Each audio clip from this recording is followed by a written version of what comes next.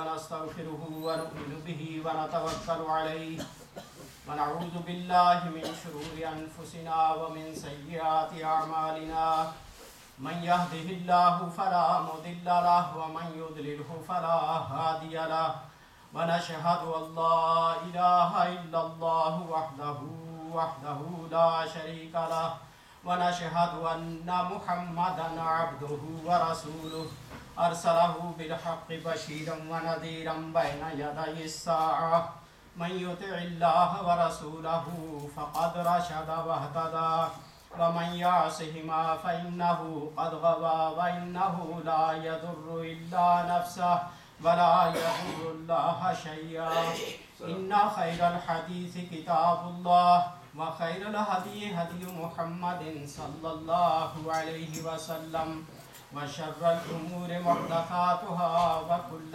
محدثة بدعة وكل بدعة ضلالة وكل ضلالة في النار أما بعد فأعوذ بالله السميع العليم من الشيطان الرجيم بسم الله الرحمن الرحيم ولا تنكحوا المشركات حتى يؤمن ولأمة مؤمنة خير من مشركة ولو أعجبتكم ولا تنكحوا المشركين حتى يؤمنوا ولعبد مؤمن خير من مشرك ولو أعجبكم أولئك يدعون إلى النار والله يدعو إلى الجنة والمغفرة بإذنه ويبين آياته للناس لعلهم يتذكرون صدق الله العظيم. تم مشرک عورتوں سے ہرگز نکاح نہ کرنا جب تک کہ وہ ایمان نہ لے آئے. ایک مومن لونڈی مشرک شریف ذاتی سے بہتر ہے اگرچہ وہ تمہیں بہت پسند ہو. اور اپنی عورتوں کے نکاح مشرک مردوں سے کبھی نہ کرنا جب تک وہ ایمان نہ لے آئے.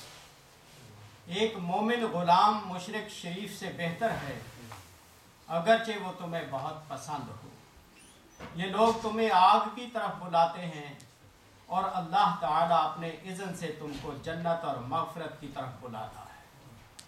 اور وہ اپنے احکام واضح طور پر لوگوں کے سامنے بیان کرتا ہے. توقع ہے کہ وہ سبق لیں گے اور نصیحت قبول کریں گے. یہ سورہ البقرہ کی آیت نمبر 221 ہے.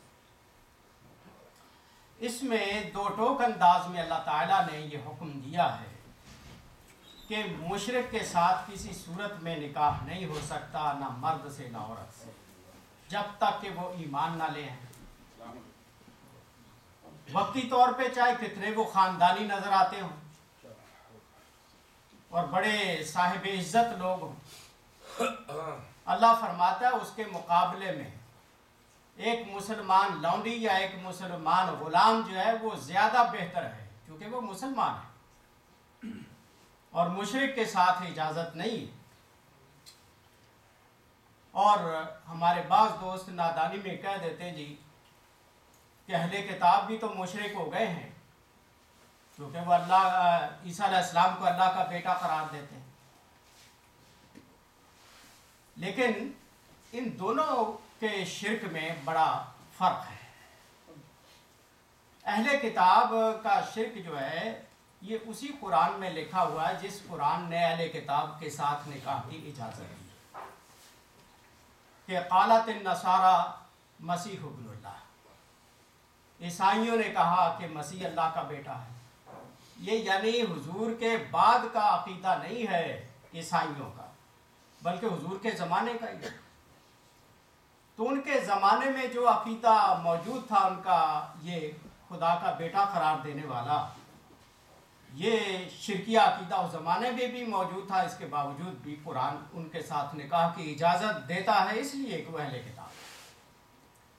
اور دیگر مشرکین جتنے دنیا میں پائے جاتے ہیں جن کا کوئی آسمانی اور الہامی مذہب نہیں ہے، ان کے ساتھ قرآن بالکل اجازت نہیں دیتا ہے. وہ مشرک صریح ہیں اور ان کا کسی بھی آسمانی مذہب سے تعلق نہیں. وفد نجران ایک نبی صلی اللہ علیہ وسلم کے پاس آیا تھا. عیسائیوں کے علماء نے کئی دن تک نبی صلی اللہ علیہ وسلم سے مناظرہ کیا تھا اور اسی بات پر ہی بحث ہوتی رہی تھی کہ عیسیٰ علیہ السلام جو ہے اللہ کے بیٹے. تو اس لیے یہ بات ہے کہ اہل کتاب کے ساتھ قرآن نے جو اجازت دی ایک کنڈیشن لگائی ہے کہ وہ عورتیں محسنات میں سے ہوں. اہل کتاب کی عورتوں سے جو نکاح کی اجازت ہے محسنات ہوں، اور محسنہ اس کو کہتے ہیں جو پاک دامن ہو. یہ شرط قرآن نے لگائی کہ وہ پاک دامن ہو، یعنی پاک دامن اس زمانے میں اور اس معاشرے میں ڈھونڈنا یہ ان قوموں میں بڑا ہی مشکل ہے. آپ دیکھتے ہیں کہ عیسائی ہوتے ہوئے کوئی عورت الا قلیل، ورنہ خدا معاف کرے وہ زنا کی بے تحاشا مرتکب ہوتی ہے، وہ محسن ہوتی ہی نہیں، پاک دامن ہوتی ہی نہیں. ایک تو یہ بات ہے کہ محسنہ کے ساتھ شرط جو قرآن نے لگائی اس بات کا خیال رکھا جائے چاہے وہ عیسائی ہو یا یہودی ہو.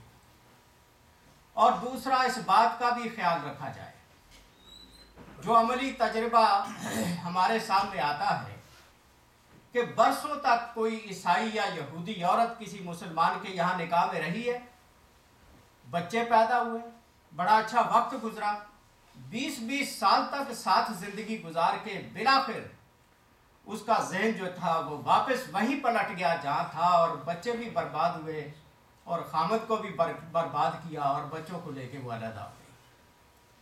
اس لیے مسلمانوں کو اپنی جو آئندہ نسل ہے اس کے تحفظ کے بارے میں بھی سوچنا پڑے گا. بعض یہودی عورتیں تو نکاح کرتے وقت یہ بھی پوچھتی ہیں کہ یہ بچہ جو ہمارے میں سے پیدا ہوگا یہ یہودی ہوگا یا مسلمان ہوگا. وہ اصرار کرتی ہیں کہ میں تو اپنے مذہب پہ اس کو رکھنا چاہوں گی. تو اس لیے آئندہ اپنی نسل کو اگر مسلمان رکھنا چاہتے تو پھر اس بات کو خاص خیال رکھے کہ ایسی عورتوں کے ساتھ جو اہل کتاب ہیں وہ آپ کی نسلوں کے ساتھ کیا کریں گے. اس لاپرواہی کے ساتھ کہ وقتی طور پہ چلو جی ایک دوسرے کو پسند کر لیا اور نکاح کر لیا ہے، دور اندیشی سے بھی کام لیا جائے کہ تجربہ یہ ہے کہ 15-20 سال تک بھی ساتھ گزارنے کے باوجود وہ آپ کے بچوں کو لے کے جدا ہو جاتی ہیں، اور اس ملک میں پھر آپ کر بھی کچھ نہیں سکتے ہیں. بچے جو ہے وہ ماں کا زیادہ حق جو ہے وہ ماں کا یہاں دیا گیا ہے. بچے ماں کے ساتھ رہتے ہیں، وہ چاہے ان کو یہودی رکھے بنا لے یا عیسائی بنا لے، مسلمان تو نہیں رہیں گے. بچہ تو بچہ ہی ہے. نبی اکرم صلی اللہ علیہ وسلم نے جیسے فرمایا کہ کل مولود یولد علی فطرہ، کہ ہر بچہ فطرت اسلام پہ پیدا ہوتا ہے. فَأَبَوَاهُ يُحَوِّدَانِهِ أَوْ يُنَصِّرَانِهِ أَوْ يُمَجِّسَانِهِ، بعد میں اس کے والدین اس کو یہودی بنا لیں، عیسائی بنا لیں، مجوسی بنا لیں. والدین بچے کا ذہن بدلتے ہیں، وہ بناتے ہیں. ورنہ بچہ تو شعوری طور پہ جب شعور کی آنکھ کھولتا ہے اسے کیا پتا ہوتا ہے کہ کون سا مذہب میں نے اختیار کرنا ہے. ماں باپ ہی سکھاتے ہیں جو کچھ سکھاتے ہیں. اس لیے نکاح کے بارے میں ایک تو خاص احتیاط لوگوں کو یہ کرنی چاہیے کہ اہل کتاب سے، بعض دفعہ تو میرے پاس ایسے بھی لوگ آتے ہیں، میں حیران ہوتا ہوں کہ کسی نے چینی اور لڑکی کے ساتھ نکاح کیا ہوا ہے اور اس کو مسلمان بھی نہیں کیا، اور چینی جو ہے ان کا تو بدھ مذہب ہے، وہ تو سری مشرک ہے، بچے بھی ان سے ہو گئے. اور حیرانی ہوتی ہے اور ان کو سمجھانا پڑتا ہے خدا کے بندو، ان کے ساتھ تو قرآن صریح طور پر کہتا ہے مشرک کے ساتھ نکاح ہو ہی نہیں سکتا ہے، تو تم کس صورت میں نکاح کیے پھرتے ہو؟ وہ جو سرکاری میرج ہال ہے وہاں جا کے شادی کر لی اور نکاح کا سرٹیفکیٹ لے لیا، لیکن یہ نہیں دیکھا کہ ہمارا مذہب اس بارے میں کیا کہتا ہے. تو اللہ کا شکر ہے کئی لوگوں کو سمجھانے پر ہدایت آئی ہے اور ان لوگوں نے رجوع کیا اور پھر اپنی بیویوں کو مسلمان کر کے اپنے گھر رکھا. نکاح کے بارے میں ایک اور بڑا المیہ اس ملک میں یہ بھی پیش آ رہا ہے. بارہا مجھے ٹیلی فون آتے ہیں جوان لڑکے اور لڑکیوں کے، اور مجھے کہتے ہیں جی ہمارا نکاح پڑھا دیں، اور پوچھا جاتا ہے نکاح پڑھا دیتے ہیں کیا لڑکی کے والدین یہاں ہیں؟ کوئی تو سچ بولتے ہیں، کوئی جھوٹ بولتے ہیں. کوئی تو لڑکی کہتی ہے کہ میرے ماں باپ مر گئے ہیں، کوئی کہتی پاکستان میں ہے، کوئی کہتے یہ ہیں تو ادھر ہی لیکن وہ راضی نہیں ہے۔ اور پھر لڑکے یہاں میرے پاس آ کے اس بات کا اصرار کرتے ہیں کہ جی میں نکاح کرنا چاہتا ہوں، شرعی طور پر میں اس کو حلال کرنا چاہتا ہوں، کیا اسلام نے میرا کوئی رائٹ ہی نہیں رکھا ہے؟ تو یہ بات جب دیکھتا ہوں تو مجھے ان کی حالت پہ بھی ترس آتا ہے کہ آخر اسلام ایسا ظالمانہ مذہب تو نہیں ہے جو لوگوں کے حقوق پر پابندیاں لگا دیں۔ نبی اکرم صلی اللہ علیہ وسلم نے کھلا ہوا ارشاد فرمایا ہے کہ یا معاشر الشباب من استطاع منکم الباءۃ فلیتزوج، اے جوان لوگوں تم میں سے جو بھی شادی کی طاقت رکھتا اس کو شادی کرنی چاہیے۔ فَإِنَّهُ أَغَضُّ لِلْبَصَرِ، یہ آپ کی نظر کی حفاظت کے لیے بہت ہی بہتر چیز ہے۔ وَأَحْسَنُ لِلْفَرْجِ، اور آپ کی شرمگاہ کی حفاظت کے لیے بہترین چیز ہے نکاح ہے۔ وَمَن لَّمْ يَسْتَطِعْ فَعَلَيْهِ بِالصَّوْمِ، اور جو شادی کی طاقت نہیں رکھتا ہے جسمانی طور پر، مالی طور پر، جیسے بھی، اس کے لیے حضور علاج فرماتے ہیں کہ فَعَلَيْهِ بِالصَّوْمِ، وہ روزے رکھے۔ فَإِنَّهُ لَهُ وِجَاءٌ، وہ اس کے لیے اس کی شہوت کو توڑنے کا ایک بہترین ذریعہ ہے روزہ جو ہے۔ روزے سے آدمی بھوک میں رہتا ہے، کھایا پیا ہو پیٹ بھر کے تو نفسانی خواہشات ابھرتی، تو آپ صلی اللہ علیہ وسلم نے اس کا یہ علاج بتا دیا۔ اب یہ جو فرمایا ہے کہ جو آدمی تم میں سے طاقت رکھتا ہے شادی کے وہ شادی کرے۔ اب اس ملک میں، ہمارے ملکوں میں تو عذاب بنا دیا گیا ہے، رشتے ہی ایک دوسرے کو نہیں دیے جاتے نہ لیے جاتے ہیں، صرف یہ دیکھا جاتا ہے کہ اس کے پاس دولت ہے یا نہیں، یہ جہیز میں ٹرکوں کے ٹرک بھر کے دیں گے یا نہیں دیں گے۔ باتوں میں یار یہ مقرر کر لیا گیا اس لیے رشتے ایک دوسرے کو نہیں لیے دیے جاتے۔ اور اس ملک میں معاملہ بالکل الٹ ہے کہ لینا دینا کچھ بھی نہیں ہے، لڑکے لڑکیاں اسکولوں کالجوں میں پڑھتے ایک دوسرے کو پسند کر لیتے اور کہتے کہ ہم نکاح کرتے ہیں، وہاں والدین کی بھی ضرورت نہیں ہے نہ کسی اور دنیاوی شرط کی کوئی ضرورت۔ کٹھے کہیں جاب کر رہے ہیں تو وہاں ایک دوسرے کو پسند کر لیا اور وہاں تیار ہو گئے کہ ہم نکاح کرتے ہیں۔ اور پھر والدین اتنے بیوقوف اور احمق ہوتے ہیں، رکاوٹ ڈالتے ہیں، بچی کو کہتے ہیں کہ ہم نے تو آپ کا نکاح اپنے فلاں بھتیجے یا بھانجے سے کرنا تھا، تو نے یہ کیا ظلم کیا ہے۔ اب یہ نہیں غور کرتے ایسے والدین کہ خدا کے بندو، جس ملک میں اور جس معاشرے میں تم اپنے بچوں کو لے آئے ہو، یہاں پر آپ وہ پابندیاں لگائیں جو آپ کے اپنے ملکوں میں اور آپ کے اپنے معاشروں میں موجود ہیں، تو وہ یہاں کیسے ہو سکتا ہے؟ یہ ممکن ہی نہیں۔ غلطی دونوں طرف سے، والدین کی اپنی غلطی۔ پہلی تو حالت یہ ہے کہ اسلامی تعلیم اپنے بچوں کو دینے کے لیے آپ کے پاس ٹائم کون سا ہے؟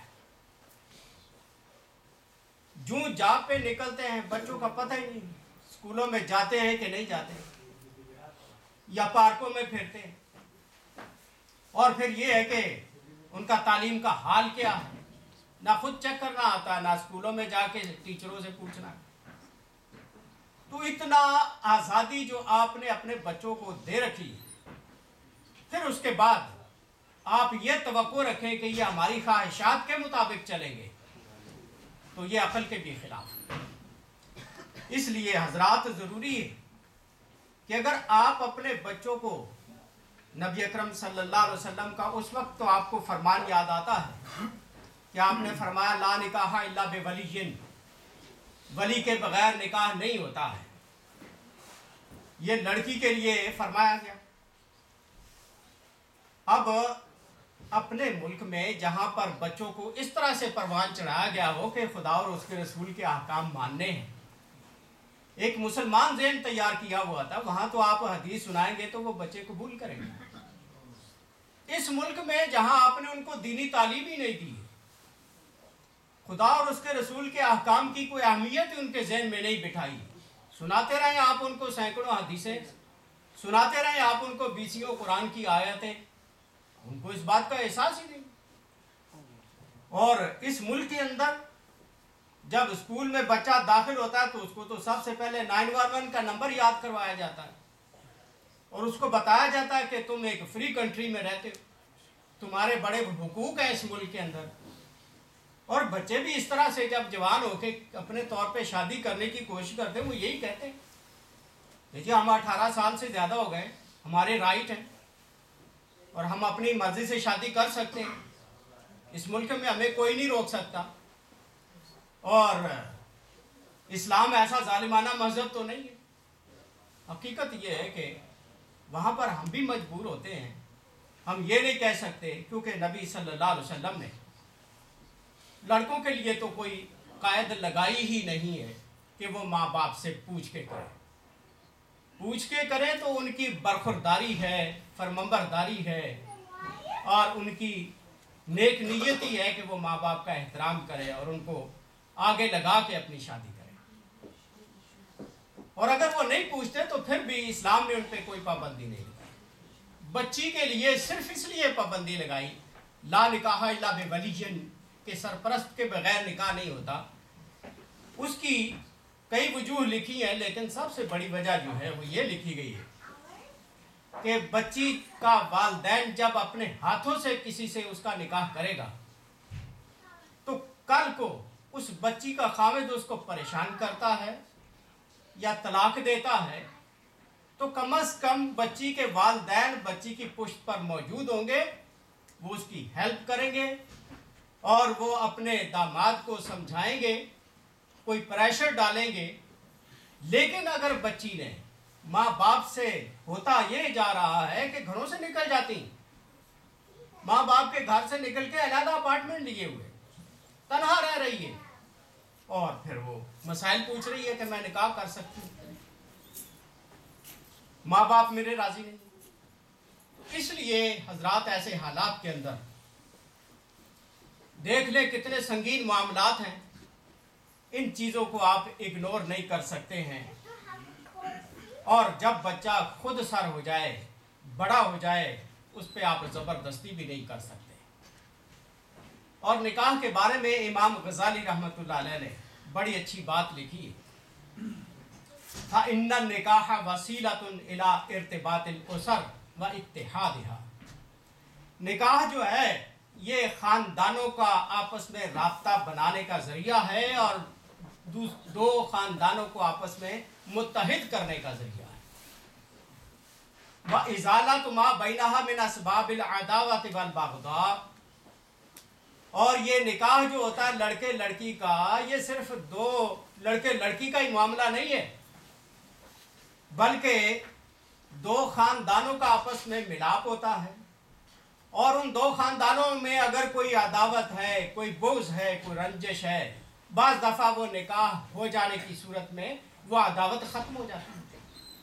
نبی اکرم صلی اللہ علیہ وسلم کے ساتھ کتنے ہی قبیلے جو عداوت رکھتے تھے مدینے کے آس پاس, آپ نے جب ان کے خاندانوں سے شادیاں کر لی تھی تو وہ انہوں نے ہتھیار ڈال دیے تھے کہ اب حضور صلی اللہ علیہ وسلم ہمارے داماد بن گئے ہیں اور داماد کے خلاف لڑائی ٹھیک نہیں ہے, داماد کا احترام کیا جاتا ہے.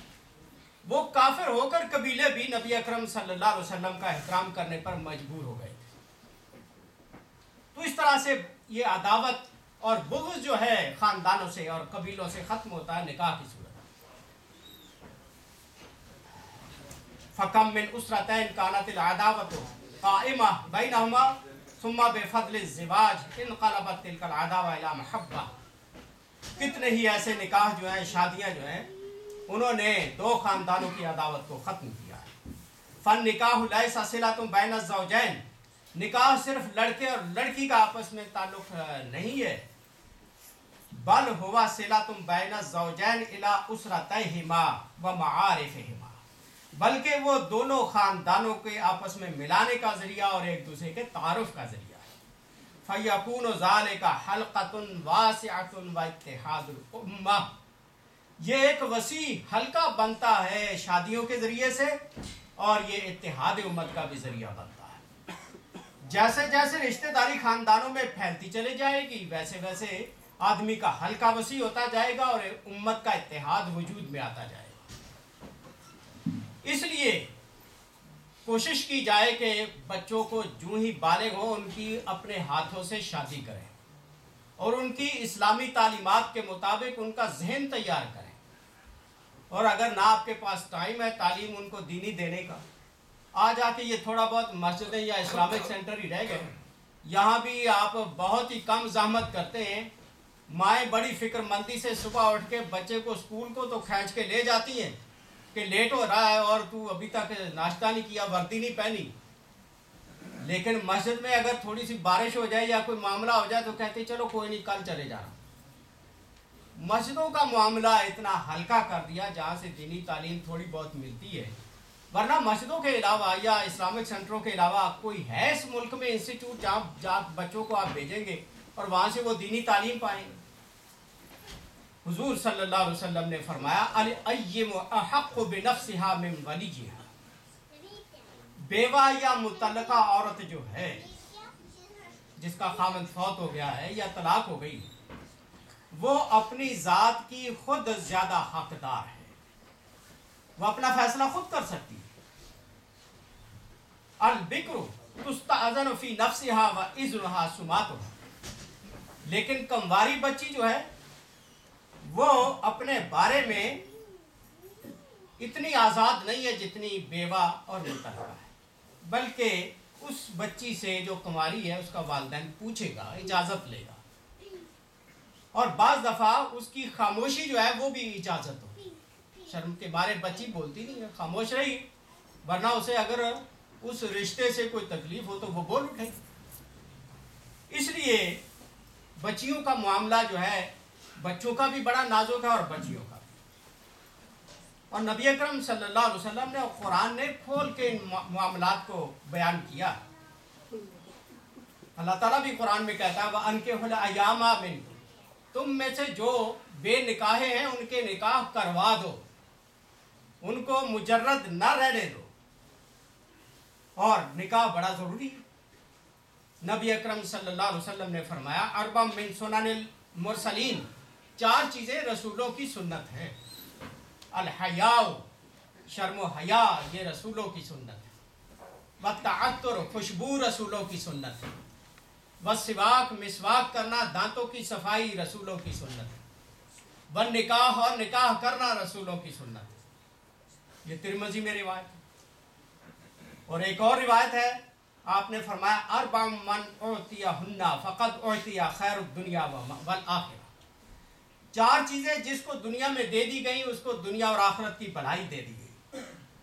4 چیزیں دیکھیے کتنی خوبصورت ذکر کی گئی، قلباً شاکراً، شکر کرنے والا دل، ولساناً ذاکراً، ذکر کرنے والی زبان، دوسری چیز، وبدناً علی البلاء صابراً، تیسری چیز کہ مصیبت پر آدمی صبر کرنے والا، وزوجۃ لا تبغیہ حوباً فی نفسہا ومالہ، اور چوتھا وہ بیوی نیک جو اپنی ذات کے بارے میں معمولی بھی خیانت نہ ہونے دے خامد کے لیے، نہ اس کے مال میں کوئی زیادتی کرے، کوئی خیانت کرے، کوئی بدیانتی کرے۔ یہ 4 چیزیں حضور فرماتے جس کو دے دی گئی اس کو دنیا اور آخرت کی بھلائیاں دے دی گئی۔ اب ہم اپنا جائزہ لے سکتے ہیں کہ ہمارا دل اللہ کا شکر کرنے والا ہے یا نہیں، ہماری زبان پہ ذکر الہی جاری رہتا ہے کہ نہیں، ہم مصیبتوں میں صبر کرنے والے ہیں یا گھبرا کے جزا فضا کرنے والے ہیں، اور کیا ہماری بیویاں واقعی دیانتدار ہیں کہ وہ اپنی ذات کے بارے میں وہ دوسروں کو نظر نہ اٹھانے دیں، اور خامد کی جو امانت ہوتی ہے بیوی وہ اس میں خیانت نہ ہونے دے، اس کی عصمت میں اور اس کے مال میں۔ یہ بھی ایک حدیث مشہور ہے ان نفر من اصحاب النبی صلی اللہ علیہ وسلم سألوا ازواجہ عن عملہ فی السر، کچھ لوگوں نے حضور صلی اللہ علیہ وسلم کی بیویوں سے آ کے پوچھا تھا کہ حضور گھر میں تنہائی میں کیا کیا نیک عمل کرتے ہیں، تو انہوں نے جواب دیا کہ وہ تو بے تحاشا لمبی عبادت کرتے ہیں، ساری رات پاؤں سوج جاتے ہیں۔ اب یہ جواب سن کے ان لوگوں نے اپنے عملوں کو بڑا کم سمجھا. فقال بعضهم لا تزوج النساء. کسی نے تو کہا کہ میں بھی آئندہ عورتوں سے شادی نہیں کروں گا, میں بھی حضور کی طرح ساری رات عبادت کروں گا.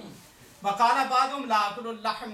دوسرے نے کہا میں گوشت نہیں کھاؤں گا, کہ یہ دنیا کی لذت کو چھوڑوں گا تو میں آخرت کی تیاری کروں گا. وقال بعضهم لا انام على فراش. تیسرے نے کہا کہ میں بستر پر ہی نہیں سوؤں گا, کیونکہ سونے سے میں غافل ہو جاؤں گا اور خدا کی بندگی نہیں کر سکوں گا.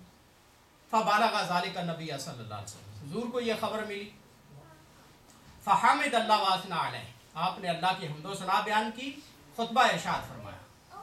قال وما بال اقوام قالوا كذا. آپ نے فرمایا لوگوں کا حال دیکھ لو, کیسی کیسی باتیں کرتے ہیں. لاکنی اصلی و انام. دیکھو میں نماز بھی پڑھتا ہوں, میں سوتا بھی ہوں. وَأَصُومُ وَأُفْطِرُ. میں روزے رکھتا ہوں نفلی, اور نفلی روزے چھوڑ بھی دیتا ہوں.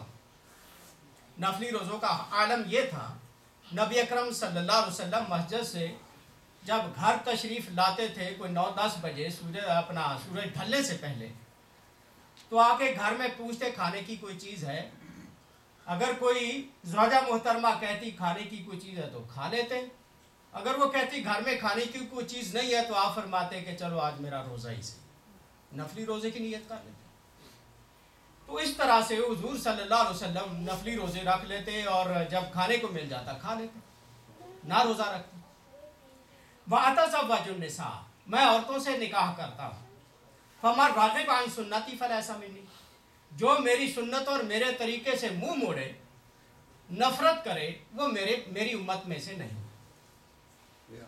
یہ چیزیں آپ دیکھیں, نبی اکرم صلی اللہ علیہ وسلم کو جب اللہ نے انسانیت کے لیے بہترین نمونہ بنا کے بھیجا ہے, تو آپ اپنا نمونہ لوگوں کے سامنے پیش کر رہے ہیں کہ دیکھو ساری رات عبادت کرنا یہ کوئی سنت نبوی نہیں, روزانہ کے روزے رکھنا یہ کوئی سنت نبوی نہیں, اور عورتوں سے بے نیاز ہو جانا, شادی نہ کرنا, یہ کوئی سنت نبوی نہیں.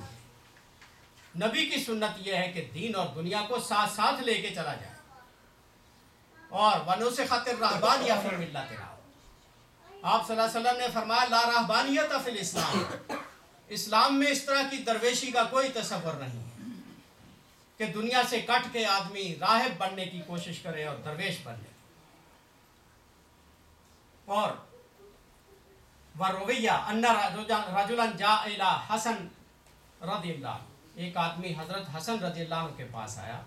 وقال ان لی بنتن وقد خطبها غیر واحد.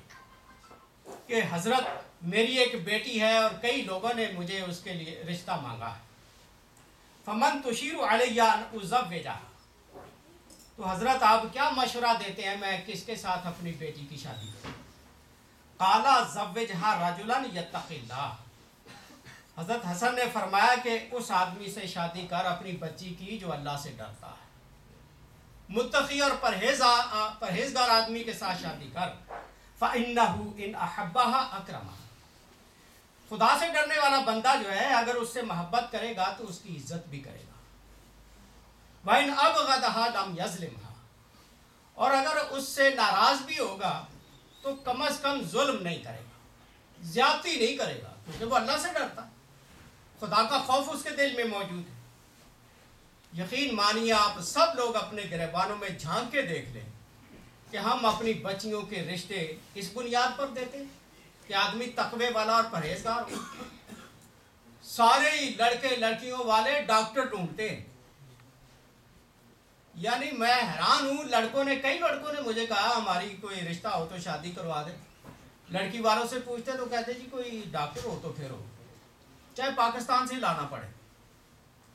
یعنی یہ کوئی معیار نہیں ہے اسلام نے بتایا جو ہم نے اپنی طرف سے گھڑ لیا ہے, بلکہ اس کے بارے میں نبی اکرم صلی اللہ علیہ وسلم کا یہ بھی فرمان ہے من تزوج امرأة لعزها لم يزده الا ذلا. جو آدمی کسی عورت سے دنیاوی عزت حاصل کرنے کے لیے شادی کرے گا خداوند عالم اس کو ذلیل کر کے رکھ دے گا.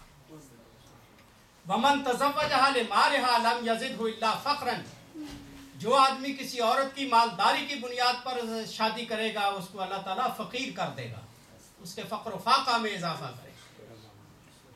وَمَن تَزَوَّجَهَا لِحَسَبِهَا لَمْ يَزِدْهَا إِلَّا دِنَاءً، جو آدمی کسی عورت سے اس بنیاد پہ شادی کرے کہ یہ خاندان بہت اعلیٰ ہے، تو اس کو بھی اللہ تعالیٰ حقارت کے اندر مبتلا کر دے گا۔ وَمَن تَزَوَّجَ امْرَأَةً لَمْ يَرِدْ بِهَا إِلَّا أَن يَغُضَّ بَصَرَهُ، جو آدمی کسی عورت سے صرف اس بنیاد پر شادی کرے کہ اپنی نظر کو سلامت رکھے گا، وَيَحْسُنُ فَرْجَهَا، اور اپنی شرمگاہ کی حفاظت کرے گا، اور یَصِلُ رَحِمَهُ، اور اپنے رشتہ داری کو ملائے گا، بارک اللہ لہ فیہا وبارک لہا فیہ، اللہ تعالیٰ اس کے لیے اس میں برکت دے دے گا اور بے تحاشا برکتوں سے اس کو نواز دے گا۔ یعنی خدا اور اس کے رسول کو نکال کے شادی کرنا، کہ شادیاں بھی بڑے بڑے حالوں میں دکھاوے کے لیے، جو پاکستان میں تماشے لگتے ہیں، 100 200 دیگیں اتار کے دنیا کو بتایا جا رہا ہوتا کہ ہم بہت بڑے لینڈ لارڈ ہیں، بہت بڑے سرمایہ دار ہیں۔ یہ ساری فخر اور غرور کی باتیں قیامت کے دن آدمی کو ذلیل و رسوا کر کے رکھ دیں گے۔ اس لیے حضرات، اس دنیا میں مسلمان بن کے زندگی گزارنے کی کوشش کریں۔ ہمارے پاس ٹائم بڑا تھوڑا ہے، یہ نہ سمجھے کہ پھر ہم نیکیاں کر لیں گے، وہ پھر پتہ نہیں آئے گی یا نہیں آئے گی۔ حضور فرماتے وہ شخص بڑا بے نصیب ہے جو نیکی کے معاملے کو ٹالتا رہتا ہے، کل کر لوں گا، پرسوں کر لوں گا، سوف اصوم سوف اصلی، بس یہی کہ میں نماز دیکھوں گا، جی حج پہ جاؤں گا تو پھر نماز پڑھنا شروع کر دوں گا، حج پہ جانے کا موقع ہی نہ آئے تو پھر کیا کرو گے؟ ایک آدمی کا کسی نے واقعہ سنایا کہ وہ حج کے اس کے یعنی فیس دی ہوئی ہے اور اس کے حج کے کاغذات بن کے آ گئے، ادھر سے سٹیزن شپ کی ڈیٹ وہی آ گئی، تو کسی نے سمجھایا حج کر لو خدا کے بندے، تیرا ادھر نام نکلا ہے، سب کچھ تیرا تیار ہے، ویزا حج کا لگ چکا ہے۔ کہتا نہیں جی یہ سٹیزن شپ ضروری ہے۔ اور وہ ایلیویٹر میں کہیں اتر رہا تھا تو اس میں اس کی جان نکل گئی، نہ وہ سٹیزن شپ کا انٹرویو دے سکا نہ حج کر سکا۔ حضرات معاملے تو اس طرح پیش آ رہے ہیں، آپ کو زندگی مہلت دے گی یا نہیں دے گی اس کا آپ کے پاس کیا گارنٹی کیا ہے؟ اس لیے کوشش کریں کہ جو بھی نیکی کا عمل ہے فوری طور پر اس کو کر لیں، پتہ نہیں ہے کہ موت کا وار کب ہو جائے گا اور کب انسان دنیا سے بال کی طرح نکال لیا جائے گا، جیسے آٹے میں سے بال نکل جاتا ہے۔ دنیا کی رونق ویسے ہی رہتی ہے، کتنے لوگ یہاں سے اٹھ گئے ہیں اور ہم یہاں موجود ہیں، دنیا کی رونق میں کوئی فرق نہیں آیا ہے، ہم بھی اٹھ جائیں گے، دنیا اسی طرح آباد رہے گی۔ اس لیے ہمیں اپنی ذات کی فکر کرنی چاہیے اور اپنے بچوں کی فکر کرنی چاہیے، ان کے مستقبل کے بارے میں غور و فکر کریں، سوچیں، بالغ ہوتے شادیاں کریں اور ان کو زیادہ لمبا عرصہ نہ لٹکائیں، یہ بھی بہت بڑا گناہ ہے۔ یہ کوئی معمولی چیز نہیں ہے، جتنا لٹکایا جائے گا اور جتنے گناہ بچہ یا بچی کرے گا اس کا سارا وبال ماں باپ پہ آئے گا جو اس کا نکاح کرنے کے ذمہ دار تھے۔ اللہ تعالیٰ مجھے اور آپ کو دین اسلام پر صحیح طور پہ عمل کرنے کی توفیق نصیب کرے اور ہمارا خاتمہ ایمان۔ وآخر دعوانا الحمدللہ۔